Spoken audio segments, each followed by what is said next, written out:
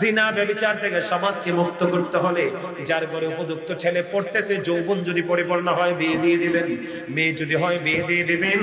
আর যদি বলে হুজুর আমার তো তৌফিক নাই, ছেলেটা যৌবনে পরিপূর্ণ, বয়সে পাকাপোক্ত হয়েছে, আমি মোহরানা দিতে পারবো না, বউ এনে খাওয়াতে পারবো না, ওই ছেলেটাকে বলবেন বেশি বেশি করে যেন রোজা রাখে। কে রাখে? বেশি বেশি করে যেন রোজা রাখে। যুবক, বর্তমানে আমাদের বাংলাদেশে জিনা ব্যভিচার সমকামিতা বেড়ে গেছে, বিশেষ করে এখন শরীফ থেকে শরীফা। কথা কয় না কেন? ও বন্ধু, এই যে নোংরা কাজ ছিল লুত জাতির কাজ। কার কাজ? লুত জাতির কাজ, আখির নবীর উম্মতের কাজ। এটা হতে পারে না। আমি আপনাদেরকে বলে দেই, বলবো নি? আল্লামা ইবনে হাজার আসকালানী হাসান ইবনে জাকওয়ান থেকে বর্ণনা করেছে, তিনি বলে দিয়েছেন দুনিয়ার বুকে চলার ক্ষেত্রে তোমরা কি করো না, তোমরা ধনী লোকের ছেলে মেয়েদের সাথে মেলামেশা করো না। ডরাই গেল কি? কথা বলে না কেন? কথা বলে না কেন? The man is rich but characterless. কথা বলে না কেন?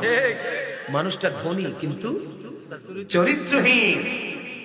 এই জন্য আমি বলি the rich are not always happy. ধনীরা সব সময় সুখী নয়, কারণ ধনী লোকের মধ্যেই ম্যাক্সিমাম হয় ক্যারেক্টারলেস। ও বা কথা কয় না কেন? লাঠিয়াল বাহিনী থাকে, কথা কয় না কেন? সুদের বাহিনী থাকে, আছে না নাই? এমনি করে করে নোংরামি আর এই প্রভাব গিয়ে পড়ে গরিব মানুষের উপর। এই জন্য বলে the poor are born to suffer. গরিবরা জন্মগ্রহণ করেছি শুধু দুঃখ ভোগের জন্য। কথা বলে না কেন? He is a poor but honest. কথা বলে না কেন? লোকটা গরিব কিন্তু সৎ। Honest is the best policy. সততাই সর্বোত্তম পন্থা। বলে হুজুর আপনি কি সকল ধনী লোককে বললেন? না না না না, আমি আপনাদেরকে বাঁচাইতে চাই বন্ধু। আপনার আমার সমাজের মধ্যে ম্যাক্সিমাম বড় লোকের বাচ্চা কাচ্চাই নষ্ট। এই জন্য বলেছেন তোমরা ধনী লোকের সন্তান থেকে বেঁচে থাকো। ধনী লোকের ম্যাক্সিমাম সন্তানই ফিতনা। এবার আমার দিকে তাকান। ও বন্ধু, তোমরা একটা কাজ করো না, উপযুক্ত ছেলে আরেকটা ছেলের সাথে একই খাটে, একই বিছানায়, একই কাঁথার নিচে ঘুমাইও না। আরে রাসূল বলছে তো, আমার রাসূল বলেছেন উপযুক্ত একটা মেয়ে আর একটা মেয়ের সাথে একই বিছানায়, একই সাথে, একই কাঁথার নিচে ঘুমাইও না। একটা পুরুষ আরেকটা পুরুষের লজ্জাস্থানের দিকে তাকাইও না। একটা নারী আর একটা নারীর লজ্জাস্থানের দিকে তাকাইও না। এই কন্ডিশন যদি মানতে পারো, আল্লাহ রাসূল আরো জানিয়ে দিয়েছেন বন্ধু। হযরতে সুফিয়ান সাউরি রাদিয়াল্লাহু তাআলা আনহু তিনি বললেন, আমি একদিন গোসলখানায় ঢুকলাম। কোথায়? আমি গোসল করতে ঢুকলাম। আমি গোসলখানায় ঢোকার সঙ্গে সঙ্গে একটা সুন্দর ফুটফুটি টুকটুকে একটা কিশোর আমার গোসলখানায় ঢুকে গেল। আমি চিৎকার মেরে বললাম, আমার গোসলখানা থেকে কিশোর ছেলেটাকে বের করো। কেন বের করব?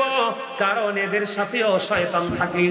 যেখানে বন্ধু বেগানা দুইজন থাকবে, একজন থাকবে থার্ড পারসন শয়তান। সমকামিতা থেকে বাঁচতে হলে আপনার সুন্দর কিউট বাচ্চাটাকে উপযুক্ত কোন যৌবনে পরিপূর্ণ ছেলের সাথে, হোক ছেলে ওটাও ছেলে, কিন্তু দুজনকে একসাথে থাকতে দিতে পারেন। এইডস জন্ম হয় কোত্থেকে? জিনা ব্যভিচার সমকামিতা থেকে। ঠিক?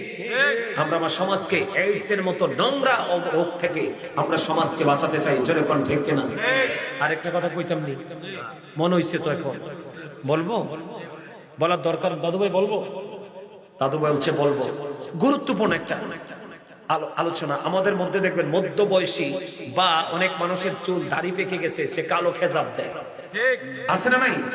আরো যারা বলেন, আমার রাসূল বলেছে বন্ধু, আমার রাসূল বলেছে, আমার রাসূল জানিয়ে দিয়েছে, যেই ব্যক্তি কবুতরের বুকের মতো একবারে কুচকুচে কালো খেজাব দেয়, সে জান্নাতে যাওয়া তো থাক দূরে রে, সে জান্নাতের সুঘ্রাণ পাবে না। নাউজুবিল্লাহ কর না কেন? দাড়ির মধ্যে কালো খেজাব দেওয়া যাবে না। আপনি লাল দিতে পারবেন, হলুদ দিতে পারবেন, মেহেদির খেজাব দিতে পারবেন, কিন্তু কালোটা ইউজ করতে পারবেন না। জোরে জোরে কর না নাউজুবিল্লাহ। আমাদের দেশে ম্যাক্সিমাম ক্যারেক্টারলেস পুরুষ।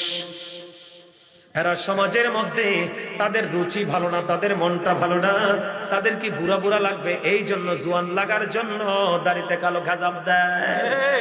আমার কথা কয় না কেন? আমি কিন্তু হেসা কথাই কইছি, পরে মিলাই নিয়ে। এবার আপনার মধ্যে প্রশ্ন আসতে পারে, বলে হুজুর, হুজুর গো, দাড়িতে কালো খেজাব কেন দিব আমরা? আপনারা বলেন, কোন দিন আদম সন্তানের মধ্যে সর্বপ্রথম কখন বন্ধু দাড়ি পাকা শুরু হয়েছে জানেননি? জানেন না? আমি আপনাদেরকে আজকে জানিয়ে দিই, আদম সন্তানের মধ্যে সর্বপ্রথম সাদা দাড়ি দেখা গিয়েছিল ইব্রাহিম খলিলুল্লাহ। সুবহানাল্লাহ বলেন না? কার? ইব্রাহিম খলিলুল্লাহ। তিনি কিন্তু যেমন তেমন নবী নয়, 1,24,000 নবী রাসূলের মধ্যে আপনার আবার পানের নবী তো আছে স্পেশাল। এই 8 জন নবীকে স্বর্গীয় উপাধি দিয়েছেন। এর মধ্যে একজন নবী হলো Ibrahim, is the friend of Allah. Ibrahim Khalilullah, Ibrahim হলেন আল্লাহর বন্ধু। খেয়াল করেন দাড়ির মর্যাদা কত। ইব্রাহিম খলিলুল্লাহ আল্লাহকে এইভাবে দেখালেন, সুবহানাল্লাহ বলেন না? আল্লাহকে দেখালেন সাদাটা, কোনটা? সাদাটা আল্লাহকে দেখালেন। আল্লাহ গো, ও মালিক, এইটা কি গো? সুবহানাল্লাহ কোন না? আরে আরো জোরে। আপনাদের মধ্যে কিন্তু আমি হাসি দেখতে পাই নাই আজকে। এখনকার মানুষ ব্যক্তি ভাবে হার্ট অ্যাটাকে মারা যায়। এই হার্ট অ্যাটাকে মারা যাওয়ার দুটো কারণ। ডাক্তারটা বলবে, আমি আমারটা বলবো, আমি যেটা কোরআন হাদিস থেকে পেয়েছি। হার্ট অ্যাটাকে মারা যাওয়ার প্রথম কারণ হলো Zika is the heart medicine. জিকির হলো হার্টের ওষুধ। মানুষ জিকির থেকে অনেক দূরে। কথা বলে না কেন? মানুষ জিকির থেকে অনেক দূরে। আর আমার দিকে তাকান, আবারও বলছি, Zika is the heart medicine. জিকির হলো হার্টের ঔষধ। আরেকটা হলো বড় কারণ, এখনকার মানুষ হাসে না। একটা বা দুইটা ছেলে বিদেশ গেলেই সে আগে যেরকম ফ্রি, আজকে কিন্তু সে আর ফ্রি না। আর যদি রেমিটেন্স আসতে পারে 1 মাসে, তাহলে ছেলে উনি তো ফুরাই রিজার্ভ। কথা বলে না কেন? মানে নিজে মানে কেমন জানি হামসে বারা কোন হে, মানে নিজেকে অনেক বড় ভাবতে শুরু করে। তখন তার মধ্যে একটা গম্ভীরতা চলে আসে, গোমরাহি চলে আসে। এই গম্ভীরতা এবং গোমরাহি তাকে কি করে দেয়? একা করে দেয়। একা করে দিলে একটা মানুষের কি হয়? তার হার্টের মধ্যে প্রেসার আসে, চাপ আসে। তখনই যেই কোনো মুহূর্তে স্পট ডেট হয়ে যায়, জাগাত মারা যায়। এই জন্য রাসূল বলেছেন, হাদিস শরীফে এসেছে, তুমি মাঝে মাঝে একটু হাসো, মানুষের সাথে মিশো, মানুষের সাথে শেয়ার করো। সুবহানাল্লাহ। আজকে থেকে আমরা একটু হাসবো, মিশবো, কিন্তু অনেক বেশি হাসা যাবে না। অনেক বেশি হাসলে আমার অন্তর মারা যায়। নাউজুবিল্লাহ বলেন। আরো জোরে বলেন। আমার ওয়াজটা কোথায় ছিল মনে আসেনি? Thank you. কে বলেছেন? Absolutely right my dear brother. আলহামদুলিল্লাহ বলেন। এটা হচ্ছে কনফিডেন্স। আপনারা কিন্তু বলতে পারেন নাই, অনেক মানুষ আছে আজকের মাহফিল থেকে গোল্ডেন এ প্লাস। মারহাবা বলেন। কি কোথায় ছিলাম? ইব্রাহিম খলিলুল্লাহ আল্লাহকে বলে, আল্লাহ গো, এটা কি? এবার আমার আল্লাহ একটা ডাক দিয়ে বলে, বন্ধু, এটা হলো তোমার জন্য সম্মান। সুবহানাল্লাহ। এবার ইব্রাহিম খলিলুল্লাহ আল্লাহকে একটা ডাক দিয়ে বললেন, মালিক, এটা যদি আমার সম্মান হয় গো, এটা যদি আমার ইজ্জত হয়, তাহলে আমার সম্মান আরো বেশি বাড়িয়ে দাও। আপনি দেখেন এখনো বর্তমান সমাজের মধ্যে বন্ধু, যার দাড়িটা বেশি পাকা সে বেশি মুরব্বী। কথা কয় না কেন? যার দাড়ি বেশি সাদা রে, সেই তিনি বেশি মুরব্বী বলে বিবেচিত হয়। আর তার জন্য আজকের দিন স্পেশাল চেয়ার বরাদ্দ হয়। সম্মান কিনা? আরে জোরে। কখনো সাদা দাড়ি তুলবেন না, কখনো সাদা দল তুলবেন না। এগুলোর জন্য, এগুলো এক একটা দাড়ি, এক একটা চুল, এক একটা নূর। সুবহানাল্লাহ করেন না কেন? কালো দাড়িওয়ালা যেটা করতে পারবে, সাদা দাড়িওয়ালা করতে পারবে না। কেন জানেননি? উনি বলবে, আল্লাহ, আমার চুলগুলো তো সাদা হয়ে গেছে, দাড়িগুলো সাদা হয়ে গেছে গো, কালাটা যেটা করতে পারবে আমি করতে পারবো না। কেন কেন কেন? সবাই বলবে, আপনি না মুরব্বী, কি জবাব দিব? ওয়াজ মজা পান না? কথাগুলো কত মজা। আমি তো কন্টিনিউয়াসলি বলি, তারপরেও বলতে মনে হয় যেন অসম্ভব ভালো লাগতেছে। আলহামদুলিল্লাহ বলেন না? আপনাদের শোনার মধ্যে যখন এই ভালো লাগাটা জন্ম হবে, আমি বলবো, ইউ আর ভেরি সাকসেসফুল। আল্লাহ কবুল করুন, আমিন। তাহলে আজকে থেকে আমরা চুল দাড়িতে কালো খেজাম, এইটার কারণে জাহান্নামে রসুল কি বলছে? জান্নাতে যাওয়া তো থাক দূরে, তুমি জান্নাতের গ্রান পাবা না। অথচ জান্নাতের গ্রান কত দূর থেকে পাওয়া যায় জানেন? 500 বছরের রাস্তার দূর থেকে পাওয়া যায়। আরো জোরে, হেরে যুবক, ও যুবক, তোমাদেরকে বলি, যেই যুবকটা সর্বপ্রথম জান্নাতে যাবে রে, ওই যুবকের চেহারাটা হবে সূর্যের চাইতে আরো গ্লেজি। কি হবে? তার চেহারার আলোর কাছে সূর্য হার মানবে। সে যে আশ্রানোর জন্য তাকে চিরুনি দেওয়া হবে স্বর্ণের। সুবহানাল্লাহ বলে না? তার জান্নাতে ভালোভাবে থাকার জন্য তাকে হুর দেওয়া হবে। এই হুরের পায়ের নলার মধ্যে যে হাড় আছে, হাড়ের মধ্যে যে মজ্জা আছে, ওই মজ্জাটা বাহির থেকে দেখা যাবে। তোমরা ওইটা চাও না এটা চাও? এখনকার তো তোমরা 3 রাস্তার মোড়ে যাই আর ইফটিজিং করার জন্য পয়সা থাকো, কথা কয় না কেন? আরো জোরে। কিন্তু এখনকার সুন্দর নকল সুন্দর, দেখো হেবড়ির হাতও কালা, পাও কালা, চেহারা কিউট, তার মানে নকল। কথা কয় না কেন? আপনি নকল হোক আর আসল হোক, আপনি কাউকে বিরক্ত করার ইখতিয়ার নাই। আপনারা বিরক্ত হয়ে যাচ্ছেন, চলে যাচ্ছেন। আমি ওয়াজটা শেষ করি, তারপরে যান না। মাহফিল কি প্রতিদিন হবে? কথা বলেন। 365 দিনে 1 বছর, 364 দিনে তো ঘুমান। আজকে রাতের কিছু অংশ একটু আল্লাহর জন্য দিতে হবে না? আলহামদুলিল্লাহ বলেন। আরো জোরে। ও বন্ধু, এই লোকটা মিথ্যা সংবাদ প্রচার করত। দেখতে দেখতে বন্ধু চলে গেলেন ওই উলঙ্গ নারী পুরুষ জাহান্নামের মধ্যে পড়তেছে। তাদের কাজ হলো জিনা করে ব্যভিচার করা। এখানে যারা অবৈধভাবে জিনা ব্যভিচার করে তাদের সাজার পাশাপাশি আরেকটা মানুষ জাহান্নামে যাবে, বলবনি? আমাদের দেশে অনেক স্বামী আছে, বউকে মোহরানা দিয়ে না মরে যেতে পারলে বাচ্চা যায়। কয় আমার বউটা অনেক ভালো, আমাকে জীবনে কাবিনের জন্য ডিস্টার্ব করে নাই। আমার রাসূল বলেছেন, ও বন্ধু শুনে রাখো, যে স্বামী ইন্তেকাল করার আগে বিবির মোহরানা দিয়ে মরে নাই রে, বিবিটাও তাকে মাফ করে নাই, ওই স্বামীর হাসর হবে জিনাকারীদের সাথে। জোরে কোন নাউজুবিল্লাহ। বুঝা নিয়েন জাহান্নাম কোত্থেকে আসে। আমরা তো হাসতে হাসতে তামাশা করতে করতে সব উড়িয়ে দিই। নাউজুবিল্লাহ বলেন না? আর ঝড়ে। ও বন্ধু, এই যে লম্বা জায়গায় চলে গেলেন, অনেক লম্বা একজন দেখা যায়, তিনি হলেন ইব্রাহিম খলিলুল্লাহ। সুবহানাল্লাহ কন্যা। আমরা সবাই বলি না, ও তোমার বাচ্চা মারা গেছে, তোমার বাচ্চাটা তুমি হাসরের দিনে পাবে, এটা ইব্রাহিম আলাইহিস সালামের জিম্মায় আছে। কই কি কয় না? হলো বন্ধু, ছোট ছোট ছোট ছোট বাচ্চাগুলো রে, জোরে জোরে কন্যা সুবহানাল্লাহ। ওই যে বন্ধু অর্ধাংশ কালো আর অর্ধাংশ সুন্দর, ওই মানুষটার কাজকে তার জীবন অর্ধেক করছে ভালো কাজ, অর্ধেক করেছে মন্দ কাজ। আল্লাহর হাবিব, ও বন্ধু, তিনি কি করলেন? তিনি কিন্তু কি করলেন? দেখতে পেলেন, আল্লাহ অর্ডার করলেন, তুমি ওই সমুদ্রে গিয়ে গোসল করো।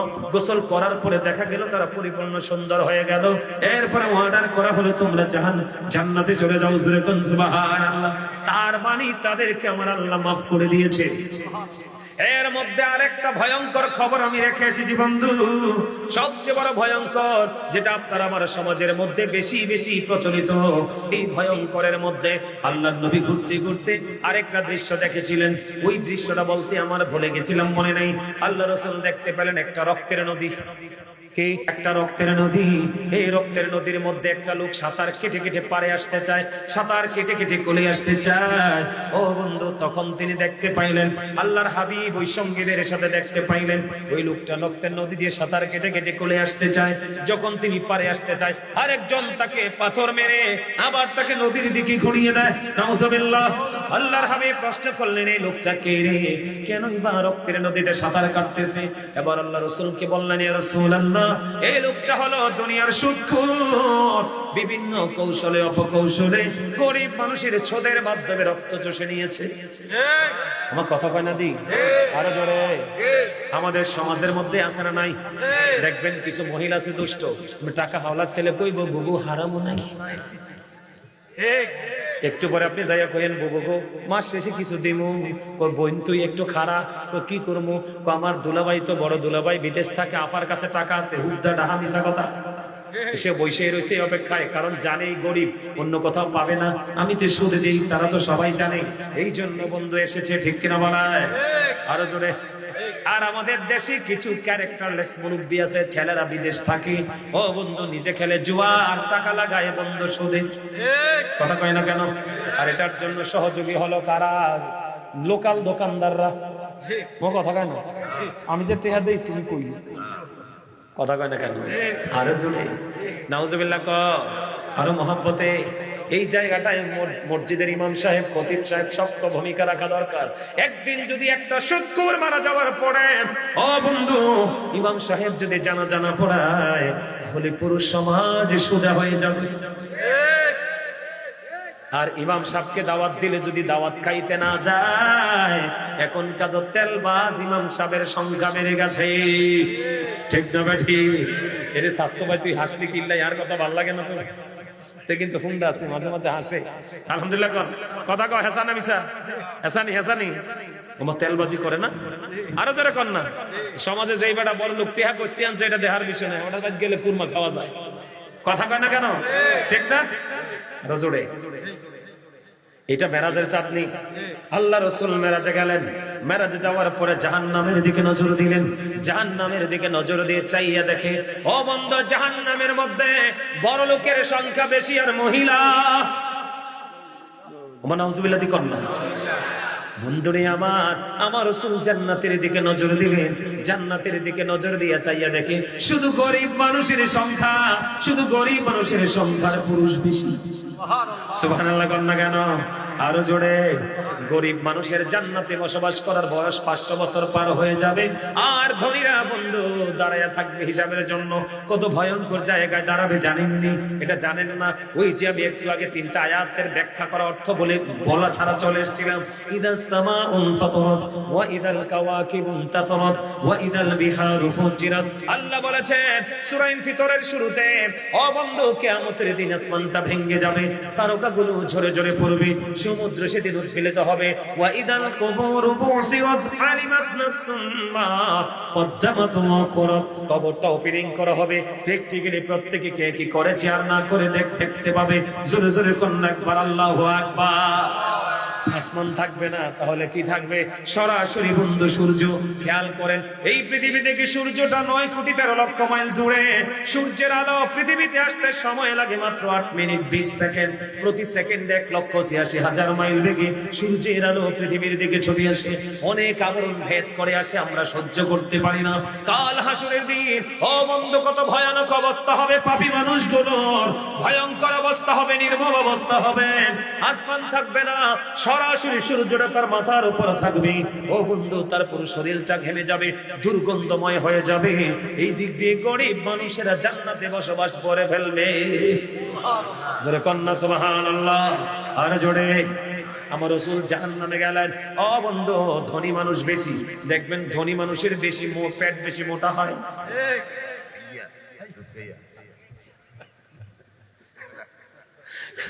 আমি কি ভুল বলছি? কোন আপনারা বলেন, ধনী মানুষের পেট বেশি মোটা হয় না রে?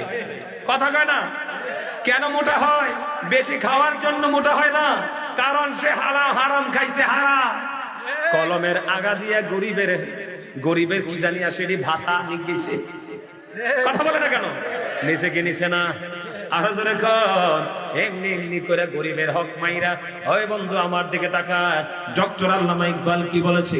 খোদা প্রাপ্তির পথ রয়েছে লুকানো, রয়েছে মানব সেবার মাঝে।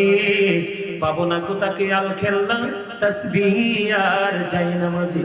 দাড়ি দিয়া, টুপি দিয়া, পাগড়ি দিয়া, জুব্বা দিয়া, নামাজ দিয়া, তাসবিহ দিয়া, কোরআন তেলাওয়াত দিয়া তুমি আল্লাহ পাবা না, যতক্ষণ না পর্যন্ত সৃষ্টির সেবায় তুমি নিজেকে নিবেদিত প্রাণ হিসাবে নিয়োজিত করতে না পারবা। তুমি আল্লাহকে কোথায় গেলে পাবা? সৃষ্টিকে ভালোবাসো, ওই ভালোবাসার মাঝেই তুমি তোমার স্রষ্টাকে খুঁজে পাবে। আমরা এমন অসভ্য জাতি, আমরা এখন মানুষকে কষ্ট দিয়ে বেশি মজা পাই। আমার কথা কয় না? আরে আপনার বাড়ির কচু দেখেন, হের বাড়ির সীমানা কচু গাছ এবং কলা গাছও কাটবে না, কিন্তু আরেক বেটার ছেলেকে একদম পাতাইল্লা দিয়ে শেষ করে দিল। নাউজুবিল্লাহ বলেন না? আরে জোরে। আমার রাসূল দেখলেন, খেয়াল করেন, এক একটা মানুষের পেট এক একটা ঘরের মতো বড় বড়।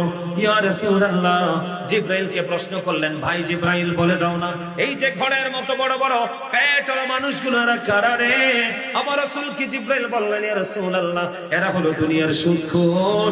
আমার রাসূল বলতেছে, এদের পেটের মধ্যে শুধু সাপ আর বিচ্ছু। ওমা নাউজুবিল্লাহ কন্না।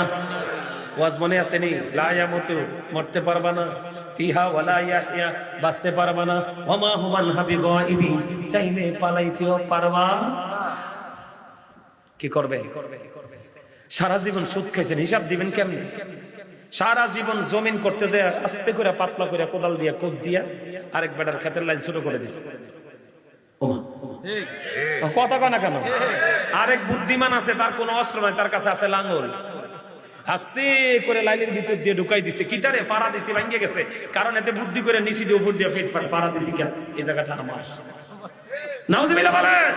হাদিস শরীফের মধ্যে এসেছে, বন্ধু আমার দিকে তাকাও, আমার রাসূল বলেছেন, কেউ যদি দুনিয়ার বুকে জোর করে কারো কাছ থেকে 1 বিঘা পরিমাণ জায়গা দখল করে, তাকে কাল হাসরের দিন এমন ভয়ঙ্কর সাজা দেওয়া হবে, তার গলার মধ্যে 7টা পৃথিবী মালা বানাইয়া ঝুলাই দেওয়া হবে।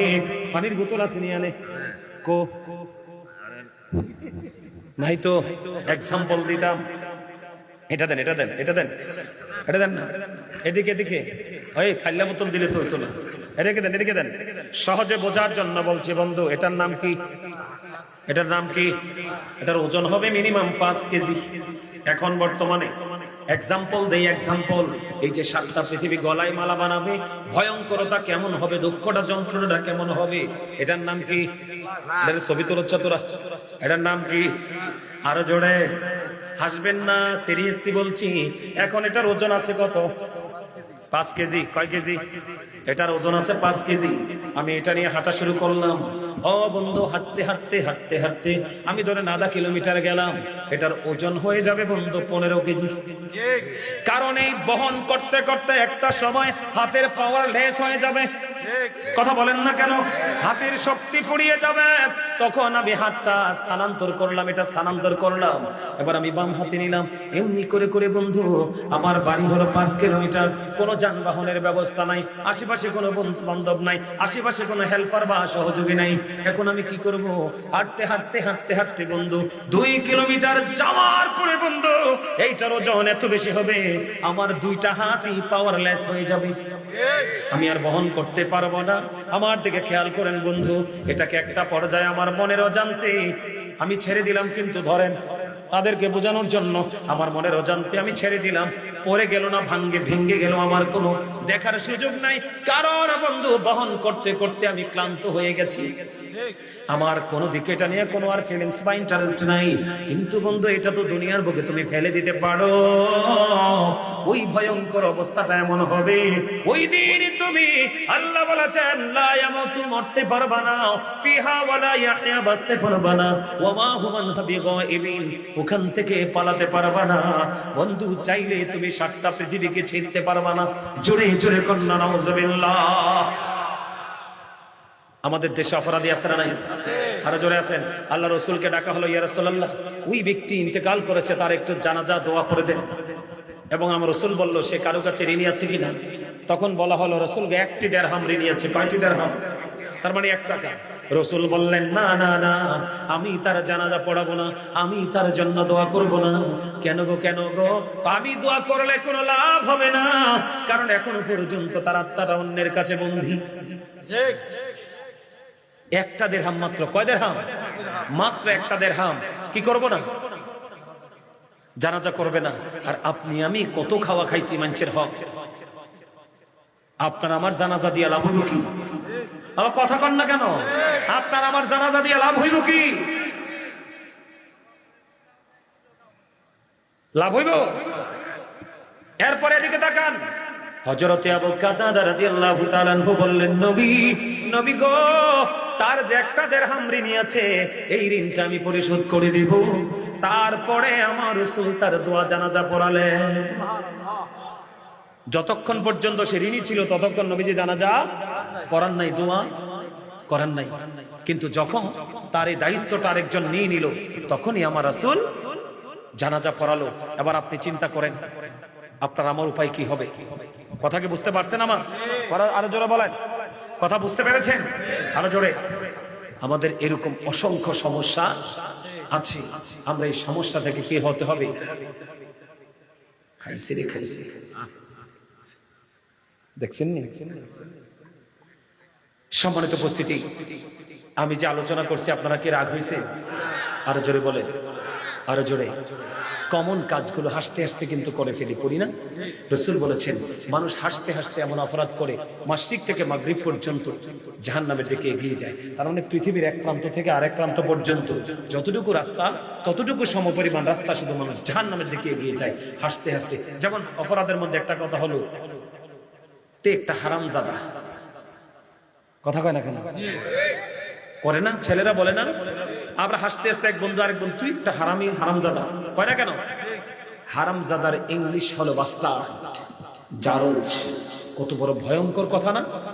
ও যে জারজ, ওর যে জন্ম সনদ তো তোমার আমার কাছে নাই, তো এটা বলা যাবে না। এইরকম হাসতে হাসতে মানুষ অনেক অন্যায় অপরাধ করে ফেলে, ঠিক কিনা বলেন? আমরা যেন অন্যায় অপরাধ থেকে বেঁচে থাকতে পারি, আল্লাহ যেন আমাদেরকে সেই তৌফিক দান করে, সকল বলুন আমিন। আমি একটু মিলাদ পড়বো, আপনারা কি মিলাদ পছন্দ করেন? সবাই সবাই আরো জোরে। মিলাদের আগে আমি আপনাদেরকে বলেছিলাম একটা আখিরি কাজ বাকি ছিল, সম্মানিত উপস্থিতি, কবর। আমার একটা হাদিস মনে হয়েছে, এখন বলবো না, একটু ছোট্ট করে বলে শেষ করে দিই। শোনেন, মুহাম্মদ ইবনে নসর রাদিয়াল্লাহু তাআলা আনহুর বাবা, তিনি মৃত্যু ব্যক্তির জানাজায় শরীক হতে পারলে খুশি হতেন। তো একদিন ওনার বাবা একটা জানাজা পড়তে গেলেন। তো জানাজার পরে সচরাচর যেভাবে জানাজা পরে কাফন দাফন করে দাফন করা হয়, ঠিক এইভাবে তাকে দাফন করা হলো। কি করা হলো? দাফন করার পরে সব মানুষ কবর ছেড়ে চলে গেল। হঠাৎ করে মুহাম্মদ ইবনে নসর রাদিয়াল্লাহু তাআলা আনহুর বাবা, তিনি কি করলেন? হঠাৎ করে নজর দিয়ে চাইয়া দেখলেন, হঠাৎ করে নজর দিয়ে চাইয়া দেখলেন তার কবরের মধ্যে দুইজন মানুষ ঢুকতেছে। মানে মুহাম্মদ ইবনে নসর রাদিয়াল্লাহু তাআলার বাবা বলতেছে যে আমি দেখতে পাইলাম যেন জিন্দা দুইজন মানুষ তার কবরে ঢুকতেছে। তিনি একটু আশ্চর্য হয়ে গেল, আরে জীবনে কোনোদিন তো আমি এমন ঘটনা দেখিনি, এটা কিভাবে সম্ভব? তখন তিনি কি করলেন? এই কবরের পাশে দাঁড়াইয়া রইলেন, দেখি এখানে কি হয়। সব মানুষ চলে গেল, উনি কবরটার পাশে দাঁড়িয়ে রইলেন। কিছুক্ষণ পরে দেখলেন একজন বের হয়ে গেল, দুজন এসে একজন চলে গেল। উনি একজনকে কোনো প্রশ্ন করতে পারেন নাই, কারণ এখন একজন আছে। অনেকক্ষণ পরে তিনি কি করলেন? সূরা ইয়াসিন, সূরা মুলক তিনি 10 বার তেলাওয়াত করলেন এই কবরের পাশে দাঁড়াইয়া। তেলাওয়াত করে আল্লাহর কাছে দরখাস্ত করলেন, আল্লাহ রহস্যজনক ঘটনা উদ্ঘাটন করতে চাই, এটা আসলে কি আমার জানার আগ্রহ। আল্লাহর কাছে যখন তিনি সূরা ইয়াসিন, সূরা মুলক 10 বার তেলাওয়াত করে আল্লাহর কাছে 2 হাত তুলে তিনি দোয়া করে দিলেন। দোয়া শেষ হইতে দেরি বন্ধুরি আমার, উনি চাইয়া দেখলেন কবরটা ফাইটা 2টা টুকরা হয়ে গেছে। কবরটা ফাইটা যখন 2টা টুকরা হয়ে গেল, একবার বলেন আল্লাহু আকবার। ফাইটা যখন কবরটা 2টা টুকরা হয়ে গেল, এবার তিনি দেখতে পাইলেন অবশিষ্ট একজনও চলে যাচ্ছে। এবার ওনাকে ডাক দিয়ে বলেন, হে আগন্তুক, আপনি একটু থামেন, আপনার সাথে আমার কিছু কথা আছে, শুনতে চাই। আমার জীবনে কোনোদিন তো দেখিনি ডেড বডি কবরে রাখার পরে এইভাবে প্র্যাকটিক্যালি ঢুকতে। আপনারা কে গো, কে গো? এবার ওনারা উত্তর দিলেন যে আমরা 2 জন, পৃথিবীর কোনো মানুষ নই রে, আমরা হলাম আল্লাহর পক্ষ থেকে আসা আল্লাহর ফেরেশতা। এই কবরে কেন এসেছেন? কই যিনি ইন্তেকাল করেছে উনি আল্লাহর অত্যন্ত প্রিয় আদরের বান্দা। আল্লাহ বলেছে, ফেরেশতারা রে, যা যা যা ওই কবরের মধ্যে চলে যা। আমার বান্দা যদি উত্তর দিতে না পারে রে, তাদেরকে তুমি প্রশ্নের উত্তর শিখাইয়া দিও, আমরা যেন সেই মুমিন হয়ে মরতে পারি। আল্লাহ যেন আমাদেরকে সে তৌফিক দান করে, সকল বলেন আমিন। সম্মানিত উপস্থিতি, আমি একটা কাজ থামিয়েছিলাম যে আখিরি একটা কাজ, কবরের জন্য দান। অনেকে দিয়েছেন 2000, 1000, 3000 করে, কিন্তু সবাই ছোট দানটা দিতে পারেন নাই। একটা হাদিস বলে দিই, মনে রাখবেন চিরজীবন। আব্দুল্লাহ ইবনে মাসউদ রাদিয়াল্লাহু তাআলা আনহু থেকে হাদিস বর্ণিত। আমার রাসূল সাহাবায়ে কেরামদেরকে বললেন যে তোমাদের মধ্যে এমন কি কেউ আছো নিজের সম্পদের চাইতে ওয়ারিসের সম্পদ বেশি পছন্দ করো? সাহাবায়ে কেরাম বললেন না। সুবহানাল্লাহ বলেন না। সাহাবায়ে কেরাম বলেন না, আমরা নিজের সম্পদই বেশি পছন্দ করি। এবার আমার রাসূল বললেন, তুমি ইন্তেকাল করার আগে, আবারও বলছি, তুমি মরার আগে আল্লাহর সন্তুষ্টির জন্য মসজিদ হোক, মাদ্রাসা হোক, এতিম হোক, রাস্তায় হোক, জনোন্নয়নমূলক কাজে হোক, তুমি ইন্তেকাল করার আগে যা তুমি দান করে যাবে রে, এই সবগুলো হলো তোমার সম্পদ। আর যা রেখে যাবে সব হলো তোমার ওয়ারিসের সম্পদ। বাবা সম্পদ রেখে জমাইলো, কিন্তু মারা গেল, বাবা কবর থেকে আইসা আর নিতে পারে না, এটার অটো মালিক হয়ে যায় সন্তান। এই জন্য আপনি মরার পরে আপনার সন্তান দান করবে কিনা আপনি জানেন না। এই জন্য আপনি যদি বুদ্ধিমান হন, জীবন থাকতে আপনি দান করে যান। কারণ বুদ্ধিমান হলো ওরা যারা মৃত্যুবরণ করার আগে জীবনকে কাজে লাগায়। বুদ্ধিমান হলো তারা যারা সম্পদ পুড়িয়ে যাওয়ার আগে সম্পদ আল্লাহ রাস্তায় দান করে। বুদ্ধিমান হলো তারা যারা অসুস্থ হয়ে যাওয়ার আগে সুস্থতাকে কাজে লাগায়। বুদ্ধিমান হলো তারা যারা বন্ধু ব্যস্ত হয়ে যাওয়ার আগে অবসর সময়কে কাজে লাগায়। ঠিক না ভাই? ঠিক। আপনারা ঠিক ডিফেন্ড করবে তাদের ঠিকের। আপনারা জোরে ঠিক কইতে হইব তো। আপনারা কিন্তু জোরে ঠিক করেন, ওহন করলা বইব নাকি? যারা এখানে বইয়ে তারা তাদের থেকে ব্যতিক্রম অন লাগে। মারহাবা কোন আরো জনে আজকে আপনাদের চাইতে তারা অ্যাক্টিভ ছিল। হ্যাঁ সাইদ, আলহামদুলিল্লাহ কোন আরো জনে। মনে রাখবেন, আল্লাহ দুর্বল ইমানদারের চাইতে শক্তিশালী ইমানদারকে বেশি পছন্দ করে। আমরা সব সময় শক্তিশালী হয়ে বাঁচতে চাই এবং শক্তিশালী হয়ে মরতেও চাই। আল্লাহ কবুল করুক, আমিন। সম্মানিত উপস্থিতি, অনেক লম্বা আলোচনা হয়েছে, এত লম্বা আলোচনা করা যায় না। ওই দাদু ভাই আমাকে অনেক মহব্বত করে আমাকে গিয়ে দাওয়াত দিয়ে আসছে, অনেক মহব্বতের কারণে আল্লাহর রহমত আছে। এই জন্য আমি অনেক লম্বা সময় আলোচনা করেছি, অনেক দিক নিয়ে আলোচনা করেছি।